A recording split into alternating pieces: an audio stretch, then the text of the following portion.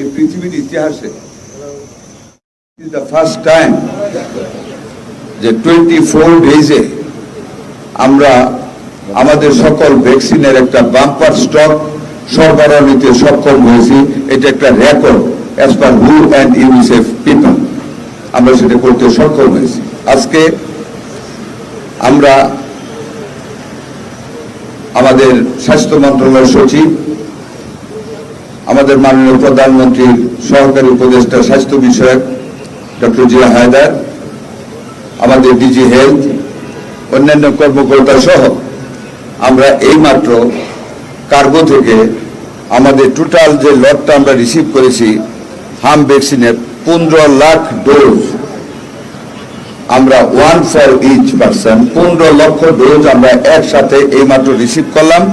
সাথে আরো রিসিভ করলাম আমরা 90,000 টিডি, টিটেনাস এন্ড ডিপথেরিয়ার ভ্যাকসিন আমরা একসাথে রিসিভ করলাম এইমাত্র। ইনশাল্লাহ এই যে শুরু হয়েছে, এখন আমাদের প্রত্যেক সপ্তাহে একটার পর একটা ডেলিভারি আসবে। আগামী 10 মে আমরা 1,08,00,000 dose MR, TD, BCG, TCB, BOPP and penta vaccine দেশে পৌঁছবে এবং সরবরাহ ব্যবস্থা সম্পন্ন হবে। সেপ্টেম্বর 2026 সালের মধ্যে সম্পূর্ণ ভ্যাকসিন সরবরাহ সম্পূর্ণ করার পরিকল্পনা আমাদের রয়েছে এবং হবে, এবং that will create a buffer stock at our hand. সুতরাং এই মুহূর্তে আপনাদেরকে আমরা দৃঢ়তার সাথে বলি, ইনশাল্লাহ আমাদের ভ্যাকসিনের কোন রকম ঘাটতি নেই, স্টক ঘাটতি পড়ার কোনো সম্ভাবনা নেই।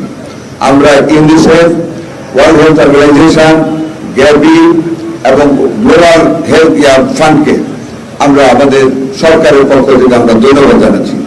আপনাদের সকল সহযোগিতার জন্য আপনাদেরকে ধন্যবাদ।